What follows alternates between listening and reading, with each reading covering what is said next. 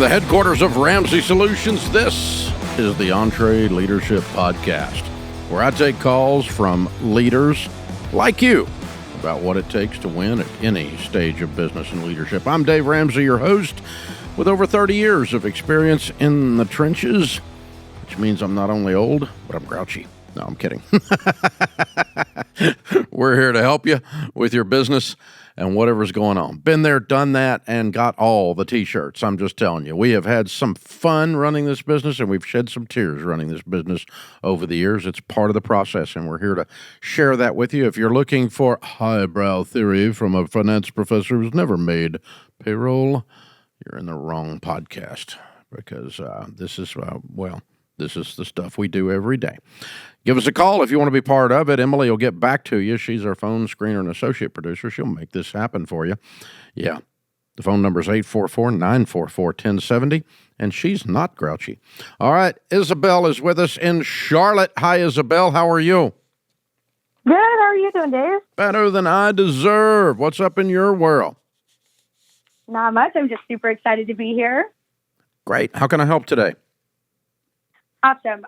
So I am an owner of a local commercial cleaning company out here in Charlotte, North Carolina. Mm-hmm. I actually started the company last August, and it's been growing exponentially. We have 7 employees now, 7 team members, and we run about 3 crews. And so my biggest question for you is, how important is team culture, and how should I go about establishing this when our crews rarely cross paths with each other? We have some working during the day, we've got some working at night, and we do not have a common office or shared space that we meet at. Yeah. Well, your team has a culture, but how important is it that you control it? Every team has a culture. Some of them are toxic cultures. Some of them are, it's loosey-goosey and the value system is not identifiable, but there is always a culture. The question is, what are you known for? What do you want the team when they're away to say about your company? That's the culture. It's your internal reputation. And so how do you develop that? It generally is going to be based on the consistent application of your values.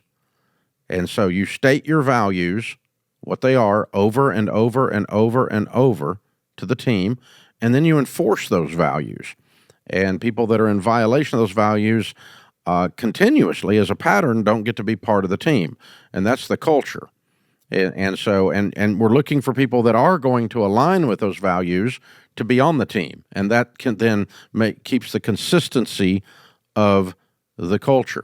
For instance, one of our values that happened from years ago, we had a lady when I was about your size that she was a really good salesperson, and she spent a lot of her time selling all the other employees on the fact that I'm an idiot behind my back. Wow. Yeah, that was our culture. And so I decided we weren't going to have that culture anymore when I fired her, because I walked into the meeting, her back was to me. She's conducting a meeting to other team members, telling them all, she didn't hear me walk in the room, how stupid I am. And then the hair stood up on the back of her neck, and she turned around and went, oh, crap. Yeah, so that was the end of that. So that's when we developed at Ramsey one of our core values. We don't go with gossiping. Gossiping is we are going to have problems at Ramsey, guaranteed. When you have a problem, not if, when you have a problem, you hand your problems up to leadership, not to other team members. And we work on the problem together. You don't hand it to people outside the building, and you don't hand it to people that can't do something about it. That is gossip, and we will fire you for that, for not abiding by that value. And we tell you when we hire you that we will fire you for that. So we're very consistent. We just don't do that. We don't talk about each other behind each other's back. If you're going to bring a problem about a team member, or a problem about a leader, or just a problem or a frustration, you got to hand it to someone somewhere in leadership that can do something about it. And then you can follow up with them and make sure they do something about it. But sitting in the lunchroom and discussing with all your buds how stupid the boss is, don't fly here. I'll fire your butt in about 30 seconds for that. Got no tolerance for it. And only took me once to figure it out. So that's a consistent application of an ongoing value for 25 years now at Ramsey. And it blows people's minds when they work here that we don't gossip. Because you know why we don't gossip? Because we don't tolerate it. We're not going to have it. And it's not we're not mean about it. We like a gossip-free zone. You're safe here. It's like the little snowflakes. They want safe zones. Well, this is a safe zone. You're safe from gossip here because we don't do it here. And if you do it, it's going to be a problem for you. And the natural consequences are not fun. So, that's a consistent application. Another consistent application is one of our core values is everyone here treats this place like they're self-employed. Treat it like you own it. If you're walking through the parking lot, you see a piece of paper, pick it up. Your mama don't work here. You do. So treat this place like you own it. And when you're making decisions, treat this place like you own it. When you're working, work like you own it. When you're taking time off, take time off like you own it. Treat it like you own it. And if you're not doing that, we're going to talk about it. Because we don't want people in here working a J-O-freaking-B. How late can I come in? How early can I leave? And how much time can I spend on Facebook not working while I'm at work? This is what most people do at work. Not here. We don't do it because that's our culture. Our culture is self-employed. Our culture is we don't gossip. We've got these core values and we put them out to the team over and over and over again. They don't have to be in the same location. They don't have to have a weekly meeting to get that the values are that we're going to align with the values. The alignment with the values represents the culture. And if the values are unspoken, if the values are negative and toxic, like I'll slit your throat to get my way, I'll climb on your political body to get my promotion, and that's an unspoken value, a toxic value that actually functions inside the organization, that's the culture. To the extent people line up with that, that's your culture. So you're going to have culture by default or by intention. So decide what these values are, decide who you is, and tell everybody this is who we is, and if you want to be a we, this is is. This is how you do it. I mean, this is how we is. You got to talk it through over and over and over and over again.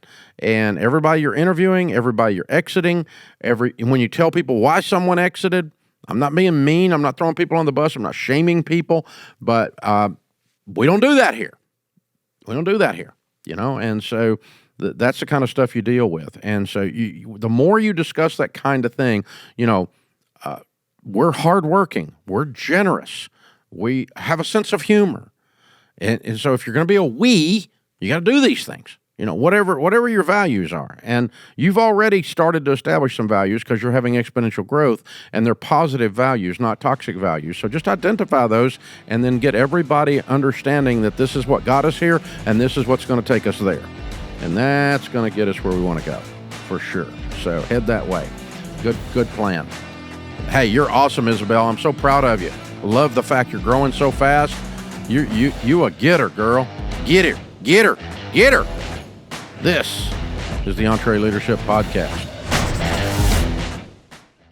Your business is humming, but now you're falling behind. Your team's buried in manual work. It takes forever to close the books. Arriving at one source of truth is like pulling teeth. If that describes your business, you should know these numbers: 36,000, 25, and 1. 36,000 businesses have upgraded to NetSuite by Oracle because NetSuite is the top cloud financial system for streamlining accounting, financial management, inventory, HR, and more. NetSuite turns 25 this year. That's 25 years of helping businesses do more with less, close their books in days, not weeks, and drive down costs. And one. Because with NetSuite, you get a customized solution for your KPIs in one efficient system, one source of truth. You can manage risk, get reliable forecasts, and improve margins. Everything you need for better decisions, all in one place. Plus, right now, download NetSuite's KPI checklist for consistently excellent performance for free at netsuite.com/Ramsey. That's netsuite.com/Ramsey to get your own KPI checklist for free. Well, we ask you to leave nice reviews, like 5-star reviews, because it helps the algorithm move the podcast forward. We ask you to share and to subscribe and to follow and to like and to do all those things with podcasts and with YouTube. And you've been doing it. Thank you, thank you, thank you. And since we asked you to do it, they gave me some of the times that you did it. This is pretty cool. So, podcast reviews. All right. Scott says, insane amount of practical value. Probably the most practically valuable podcast I consume. I'm a senior employee in a family-owned business, and Dave's real-world advice has been incredibly valuable to us as a small business. As a residential HVAC service provider, it's hard to find practical and applicable advice and direction in our field. Keep up the good work. I'll be listening. Thanks. Zeus says, best entrepreneurship podcast ever, unmatched, real, raw, and genuine. If you're not listening to this podcast as an entrepreneur, you're losing money. Whoa. Keep killing it, Dave. Thank you, Zeus. Appreciate that. Stevie said, anyone who says this material doesn't translate to running a business either doesn't run a business or won't be running a business for long. These are the nuts and bolts of running a business well. You could run a business without these principles, but you'll be miserable. Your employees will be miserable, and your clients won't stick around. Thanks, Stevie. Angie says, I love this is the perfect transition into work mode after the weekend. I can listen shortly after I get up on Monday, and it puts me back into the mindset of running my business. So listening to other entrepreneurs' problems and successes and Dave's advice is inspiring. Thank you, Ange. Hey, I appreciate you guys leaving us those nice 5-star reviews. Very kind of you. I appreciate it. We will continue to mess around here on the airwaves as long as it's helping you. That's the point of doing this. Patrick is next. He's in Los Angeles. Hi, Patrick. Welcome to the EntreLeadership Podcast. Hey, thanks for taking my call. Sure. What's up? So, I've got a couple businesses where we are in manufacturing repair of like RVs, trailer type things. We feel it's a very lucrative business, but it's very demanding. And we want to start doing something else. We feel like it's just draining dealing with the public, I guess you could say. And we want to do something more real estate wise, but every time we see the numbers, it doesn't make any sense to us with what we make now. So I don't know. I'm just looking for some guidance on what to do with the money we have invested, because we kind of don't want to keep doing what we're doing because it's we just can't stay in the industry. So, yeah. Okay. Interesting. What are you making? So we manufacture like utility trailers, various type trailers, RV repair industry, axles, stuff like that. And how much money are you making? About $3 million a year. Top line? What's that? Top line? That's just the gross. Yeah, that's the gross. What's the net? I want to say we're about 175. $1,750,000? Yeah. You're in a 50% margin on this puppy. Yeah. Okay. So, what type of people are making you miserable? The thing is, it's a lot of problem solving. I'll give it. So like the automotive industry, when somebody comes in and has a vehicle they're working on, there's a set of hours it takes to do something, and it's written in a book. In our business, it isn't. So there's a lot of problems. You're custom. Yeah. Exactly. There's a lot of one-offs. Solving. Yeah. Exactly. So that's why it's so draining trying to, have all this knowledge in place. And we've tried different people to service right, estimate, and all the businesses around us have failed that have done it. And we've acquired people from them and machinery from them. And it's just a very demanding, draining field to be in. And we're just kind of okay. I'm still confused. What's draining? I get that it's one-offs and they're custom, but who are the people that are draining? So I'll give you an example. If we even have to order certain parts that we don't have, ordering from these other manufacturers and other suppliers, it's just there's so many variables involved. It's not like in construction where I can go down to Home Depot and get some lumber every day. It's specialty parts. It's just there's too many gears in the transmission, I guess you could say, that we have to rely on people, and it puts everything back. We come out so much money to make sure we have inventory, and we use up all our money to do it. And for us, we just wanted to get into something else like real estate or anything that's going to net some more good cash flow for us instead of us having to be ran into the ground doing it. So all I'm asking is, if you have a way that or another way with the money that we have liquid and what we have now to do something else. Yeah, I heard what you were asking, but I was curious. Yeah. I'm trying to still understand the actual problem. Because, I mean, it's tough to walk away from $1.7 million annual net profit. Yeah. There's got to be a lot of buttholes involved for me to want to walk away from that. There is. Yeah. I mean, that's the problem. Wow. Yeah. I mean, I could just like, amputate a few of them and like pick out the worst ones and get rid of them. And I'm not going to be in that part of the business anymore because those people are just scummy and I don't want to be over there anymore. But I'll do this portion of the business and instead make $1 million instead of $1.7 million. I mean, oh darn. Here's another thing too. I think you could clean it up and reset the expectations. I think the problem is you're trying to be too nice to everybody. Yeah, that's the thing though. We're not. Like, we have a process that we don't deviate from, and we either fix it this way or we won't even touch your job at all, because if we deviate and let the customer dictate the repair, it never gets done properly. And then it's always, we're attracting the client that doesn't want it done properly. So we have a process that works well. Well, let me just tell you, real estate business is exactly the same way. Is it? It's exactly the same way. Because, I mean, if you're doing a rehab, you're dealing with subs, and you're going to have to go through the exact same, because no two rehabs are alike. No two builds are exactly the same. And subs don't show, and, Biden screws up the supply chain. You can't get windows in the house, and, there's crap. I mean, every business has these frustrations, and the part of, that's why I was poking around on it, because I'm afraid you might jump from the frying pan over into the fire. So how much liquid have you got? I'll come back to your question, just try to help you. I've got about $1 million liquid. Okay. What is it you want to do? You said you're just going to shut this down, sell off the inventory? I was thinking of just hiring in certain people, watching the sales go down and everything else just go down, and just to where it's getting a little bit in every month, and then focus on, we've never been one to go in debt. So we live by like a 10 times rule. If we didn't have 10 times that amount in the bank, we didn't buy it. So all of our equipment was used secondhand, bought out other companies and went out of business just to get to where we are. And I keep seeing all these people saying, oh, go into debt and get cash flow going. And we've never done it. You've got cash flow. You don't need to go into debt. You got cash flow. But I'm not saying that. So you have $1 million and you're going to let this business just kind of atrophy, and you take what you can get out of it while it just dissipates and deteriorates. So that's the plan.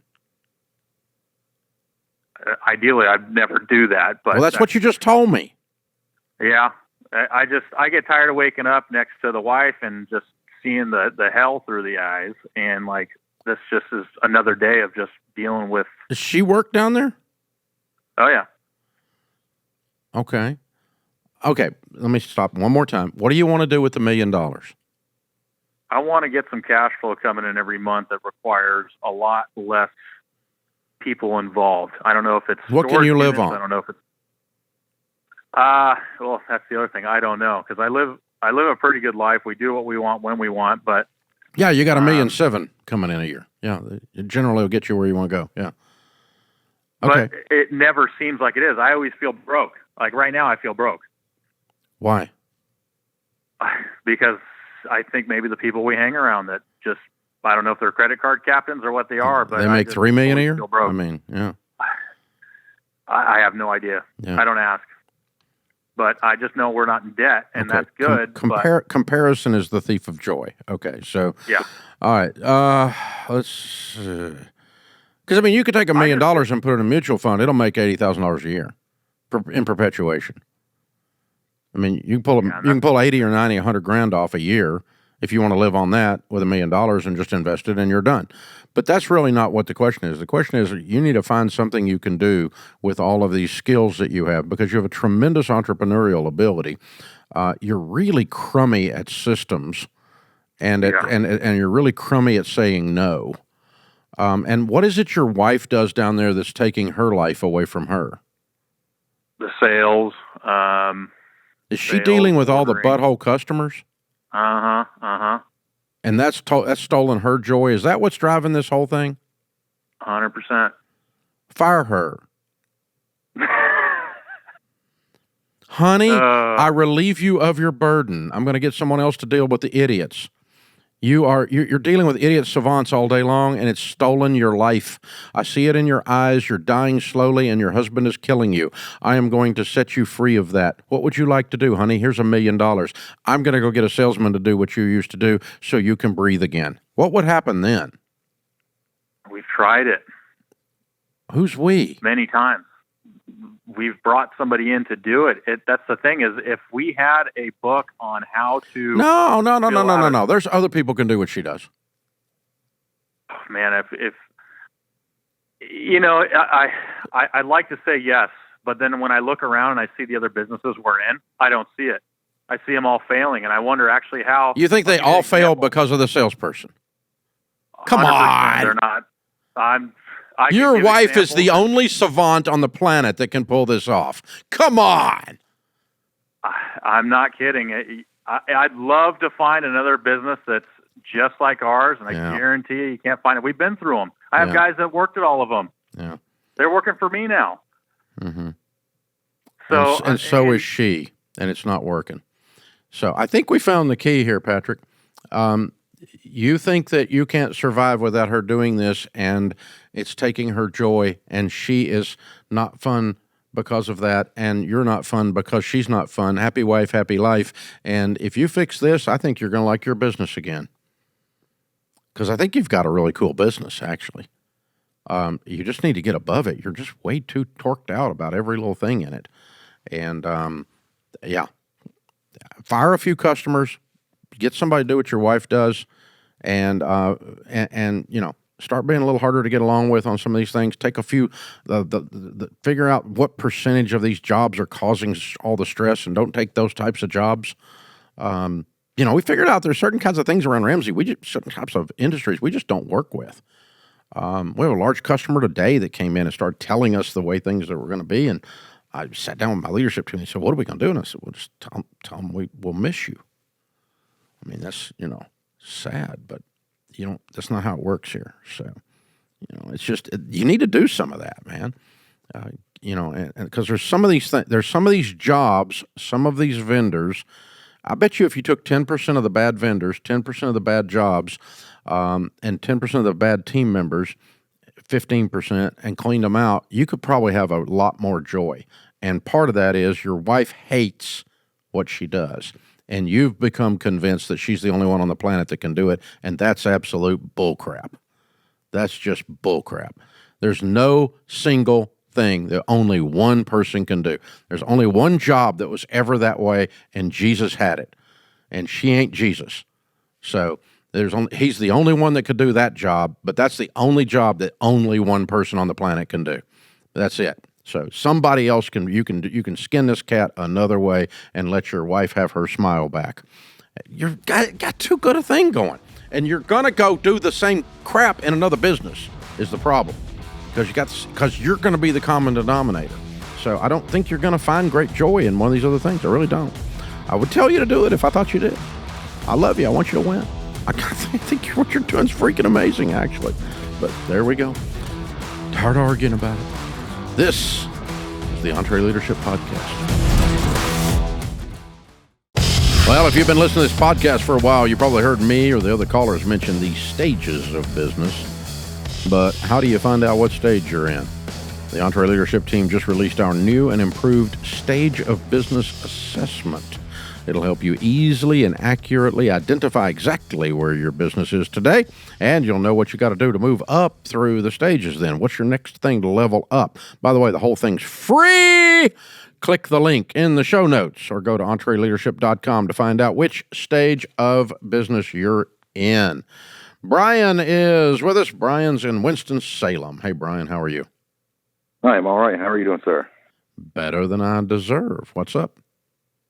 Well, actually, my question is more for my daughter. I run a martial arts school off of Winston, or a little outside of Winston, and I have honestly not done the best of jobs.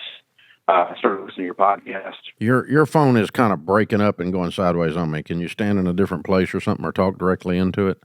Yes, sir. Let me stand elsewhere. Is that better, sir? Yes, sir. Thank Okay. you. Sorry about that. So you got a martial arts school, and you said you've not done the best of job. What do you mean? I have not run it very well. I've run it more like a hobby, to be honest with you. As my daughter's getting a little older. She's now 16, about to be a junior in high school. And she tells me that's what she wants to do for a living. As I look around, I realize I've really kind of failed, not having good systems and everything else. So my goal is I want her to be set up to do better than I have.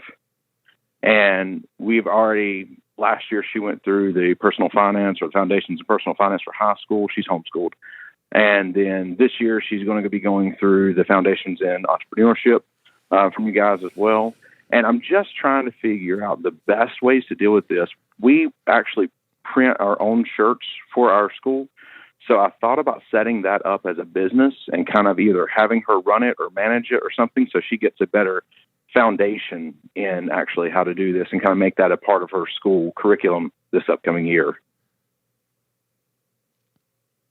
Well, that doesn't hurt anything, but that doesn't train her to run a martial arts studio. I mean, that's a teenage side job where we do T-shirts. Right. But then running a business that's a teenage representation of running a business. And that's not a bad thing. It's always good to teach kids how to be entrepreneurs. I love that. But if you're actually wanting to have her come in and take over the store at some point, you've got to get the store running right. Yeah. And then she'll find her own mistakes to make later, but she doesn't need to make yours. Well, that's what I'm trying to avoid at the moment. I want her to be able to come up because she tells me that's what she wants to do. Yeah. She wants to be an entrepreneur. Yeah. And I feel like I've been a bad example of that. So I'm trying to set her up the best way possible. Well, what I would do, it's fine to do the T-shirt thing. That's not a bad thing. But in addition to that, what I would do is you sit down and say, okay, here's the areas to yourself, you and your wife, or you just sit down at the kitchen table. Here's the areas I'm deficit in. Here's what I'm missing. I don't have systems. I'm not good at marketing. Our accounting is bad. Here's whatever it is that you're struggling with, because you have some things in your mind that you think you're not good at. Am I right? Right. Correct. And so then we got to go get those skills. So you jump in like EntreLeadership Elite, or you get an Entre Coach, or you start reading some books, or whatever you do. But you start acquiring those skills to implement into the business. As you're doing that, let's just do a real world example. Okay, what is the area of the business that is the absolute worst in your mind? What category? Probably just the systems of actually running the business itself. I've always kind of haphazardly done things. Give me an example, because I don't know what you mean when you say that. Bookkeeping. Okay. Kind of managing. That would probably be one. So your accounting system is horrendous. Correct. Okay. That's a good example. That's not unusual, by the way, for a company your size. So it's one of the things that most small businesses struggle with. So what I would do is sit down with her, regardless of whether we're doing the T-shirt thing or not, and say, listen, I know you want to be an entrepreneur someday, and I'm kind of scared that I've not set a good example. So I'm going to start setting a better example today.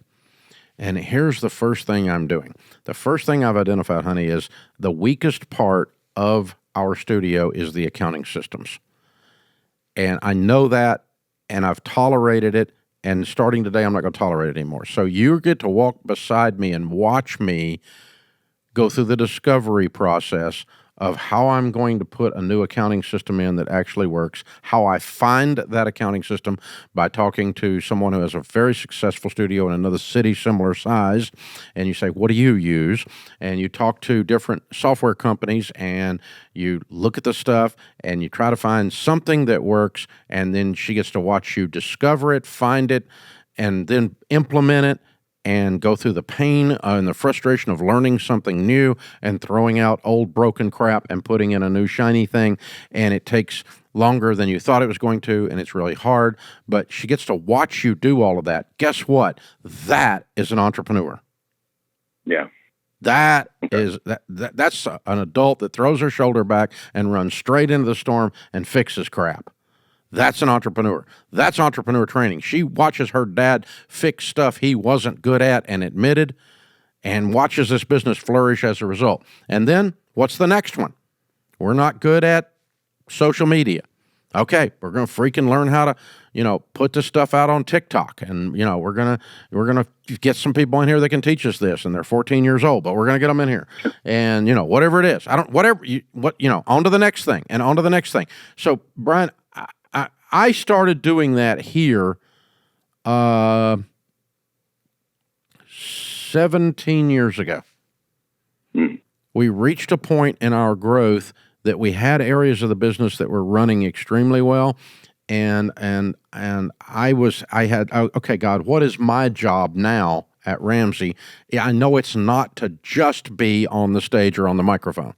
I know I also have an operational job. What do you want me to do, God? And it was really clear in my mind. It's almost like he yelled at me. He said, fix broken things and work on new things. And that's been my job for 17 years as the CEO of this place. I work on the broken things and the new things. And so I'll step into an area that's bad and struggling and do just exactly what I just told you to do. I get in discovery mode. I don't know squat about it, but I got to figure it out. So right now at this moment, I'm sitting in meetings with these digital geniuses that I have in the building, and they speak another language. I don't even know what they're saying. 3 hours ago, I just said, you're really way smart, but you're not smart enough to explain what you do where I can understand it. So try again, because I'm like in charge and stuff. So you got to teach me what the crap you're saying so we can work on this together. That was a discussion I had 3 hours ago in this building, because I'm working on broken stuff. We got a digital thing that's up a creek without a paddle, to say the least. It's driving me bananas, and we're going to freaking fix it, And guess what? Guess who's watching me do that? My son, who's the president of the company, is Daniel Ramsey, sitting in the dadgum meeting with me going, calm down, Dave. And I'm like, I ain't calming down. This crap's broken, Yeah. And this is exact conversation. So he's been mentored watching Dad for 17 years work on new things and broken things. And that's the best training I could give him on running a business, because that's what a real entrepreneur does. We don't tolerate substandard crap in our presence ongoing. We got to fix it, and it's really intimidating, and it's really scary, and it's really frustrating, because I feel dumb half the time doing it, because I am the dumbest person in the room usually on the thing I'm working on, because everybody else understands what the flip it is, except they ain't fixed it. So still, we got to work on it together. That's the whole thing. And so I just get to be the driving force, the boot up the butt that keeps things moving. And you get to, your daughter gets to watch you do that. You're teaching her how to be an entrepreneur, dude. So go fix this business one element, one category at a time, and let her watch you. Let her sit on your shoulder while you do it. This is the EntreLeadership Podcast. Well, speaking of digital products that need help, would you guys please put a 5-star review on this show? Please follow it. Please subscribe it. It helps push us forward, because you're the only marketing we got. Word of mouth, people that like your crap, that's the best marketing there is, right? So you like our stuff? Thank you. Tell people. Thank you. Thank you. Thank you. Thank you. Click the share, click the follow, click the subscribe button, click the 5-star review. All of those things move this thing forward, and let people know. Take a little clip of the link and send it to somebody and go, this guy's nuts, but listen to it. It's funny anyway. All right. Hey, Chris is in Myrtle Beach. Hey, Chris, what's up? How are you? Better than I deserve. How can I help? Amen. Well, we are an actual exterior cleaning company. I run Rivertown Pro Wash. We've been in this business for about 18 years. The last 4.5 years, we've been full-time in the business. We left the corporate world in 2019, went full-time. So our revenues have jumped and jumped and jumped.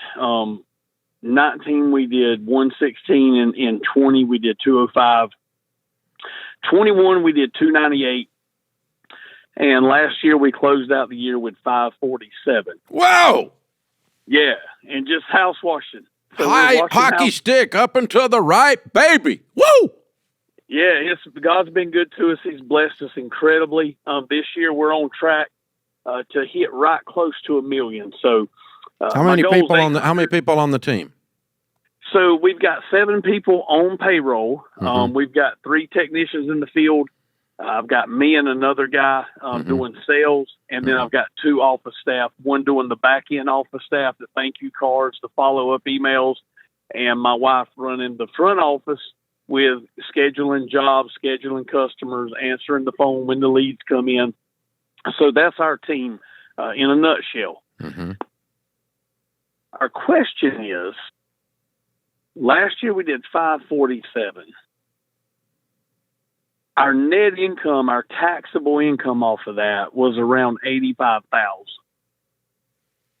I feel like that's a little bit low because we're debt free, like we're totally debt free, and we just run our P&L from this year up through July, and so we're already at 405 this year.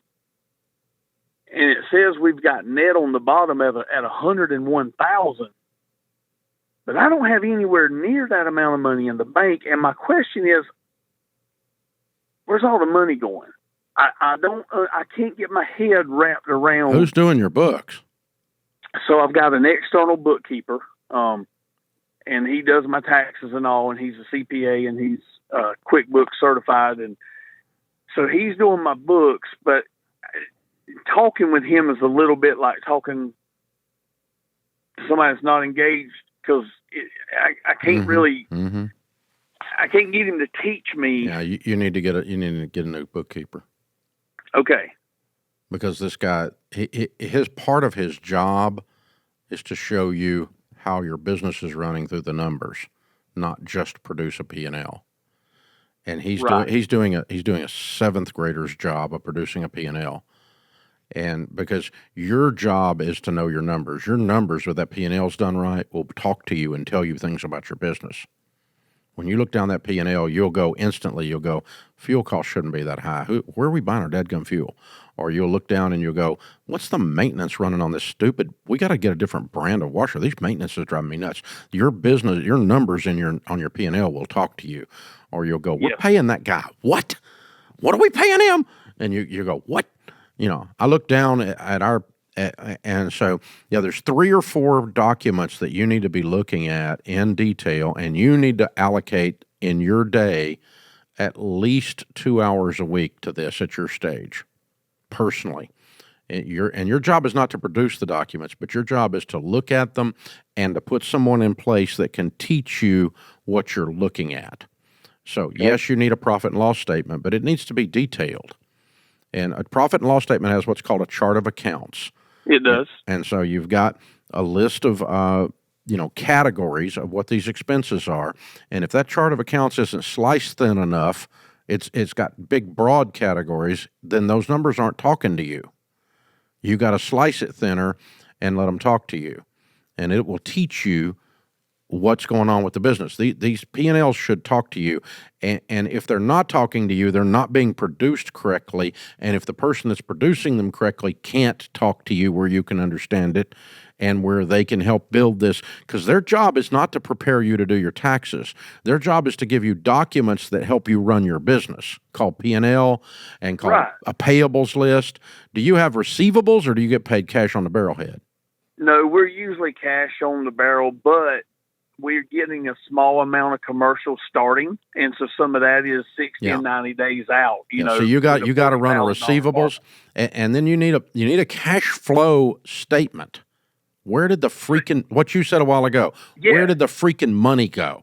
I need a one pager that shows me where my money went, because otherwise I start thinking one of you goobers stole it.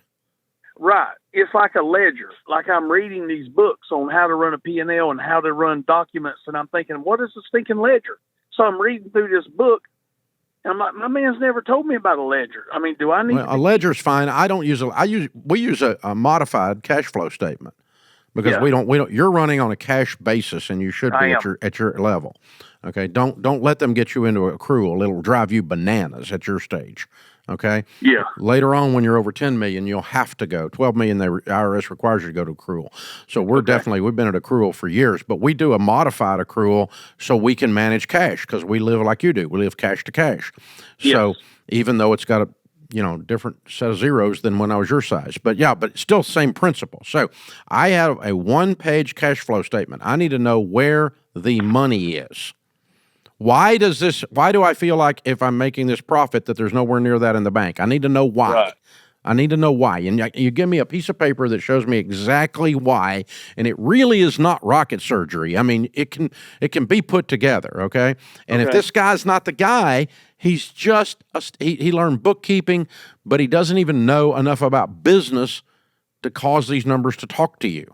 That's what's bothering me. You may have to get a different one. You can give him one more chance to grow the heart of a teacher and to help create these documents that will show you. But you need a P&L, you need a payables list, and you need to go through every line of your payables every week. And we did P&L up until this year. I give it away. My wife ran it in the office. But when we hit $500,000 last year, she said, honey, I think it's getting out of my league. Well, you may want to put somebody on staff. Okay, and that may be what we need to do. You may need to staff it. But again, the person that you staff it with, the problem with accounting people is they're taught how to do accounting, and they don't know beans about running a business. Right. And so the accounting satisfies their accounting professor, but not their boss. You follow me? So, that's what you got right now. This guy would pass his accounting test with his accounting professor because he's using generally accepting accounting principles. I promise you, he's probably not doing the books wrong. He's probably not stealing, but he's academically correct. But the practical application of the academics is where he breaks down. He doesn't have. They don't train them how to show business people where their freaking money went, which is the whole purpose of accounting after all. But somebody somewhere in the accounting academic world forgot that. Right? And so you end up talking to them, and they're talking like Charlie Brown's teacher. Wah, wah, wah, wah, wah, wah, wah. What the crap are you saying? Right? Right. Okay. Yes. And I've had these conversations for 30 years, man. And so can you imagine being interviewed to be my CFO after you and I have had this discussion today? Oh, my God. So, our CFO actually has common sense. It's amazing. So, that's what you're looking for. You got to get English out of this. He's speaking a different language. And what happens is, unless you're just weird, you start wondering if somebody's stealing. Right. Well, it's like this. So I looked at my gross profit, and I'm looking at my COGS, all my direct costs to my jobs. Yep. And my fuel is ranking around 7%. Yep. And I'm thinking, is that high? Is it low? I don't know. We got 7 vehicles. I don't know. Yeah. Well, but what you'll determine is over years, you'll say 7% is the ratio, or it's not, 10%, 9%, 9.2%. And you'll start to see anytime it bumps up above that, then you're going, okay, danger, danger, danger. That's a warning sign. That's your numbers talking to you and telling you how to run your business. That's the beginning of what I'm talking about. That's exactly the kind of thing you're looking for here. So you need to get with this guy and either bring it in-house, or he's going to have to step up in the quality of the production of the documents. The P&L has to probably be sliced thinner in the chart of accounts so that it's telling you in detail what's going on. Help him develop some key performance indicators, some KPIs. Yep. Okay? And a cash flow sheet, some KPIs, and a thinly sliced P&L, and a payable sheet. Those 4 or 5 documents you can run this business with. But sure. You've got to spend enough time looking at them where you become an expert on your business. If one of our guys in one of our P&Ls comes into one of our meetings and he can't tell me his numbers on the thing we're just talking about, he'll get his butt chewed, because you can't run your business if you don't know your numbers. Right, and that's the problem. I know my average close rate. I know my average ticket. I know all those numbers on the sales because that's what I run. You wouldn't be having this success if you didn't. Now you got to do it on the other side of the equation, and that's the detail on the outgo. All of that's income. Yes. You're a salesman. You're a revenue machine. That's what I am. But you're discovering you can't out-earn your stupidity. Right. You got to get into the detail. You're the man. You're stud. You're going to fix this. I can hear it in your voice. You've had it. You're done. You're going to clean it up. So I think you're going to end up bringing somebody in-house that you train with a good accounting on the outside, helping you train them to speak English, not just accounting, and build the documents that tell me how to run my business better, and where my business is hurting and where my business is succeeding. Just like you're looking at those sales ratios, those close ratios, you'll look at the fuel ratio, and you'll look at your COGS, your cost of goods sold, and you'll look at all these other key performance indicators in the business. You'll discover what they are, and as soon as you start running these dadgum receivables, you're going to figure real quickly aging on those. The older they get, the less likely you are to get paid. So you don't like old receivables. I can tell you that. That's a known fact. So you're going to go back to cash on the barrelhead with a bunch of these people as soon as you start having that fun. But that's what you get into. That's fun, man. You're a stud. Get it. I love it. Hey, folks, better a wary warrior than a quivering critic. Leaders serve. Leaders are active, not passive. Leaders act on principle, not appearances. This world needs more high-quality leaders. Choose to lead. I'm Dave Ramsey, your host. Thanks for listening to the EntreLeadership Podcast.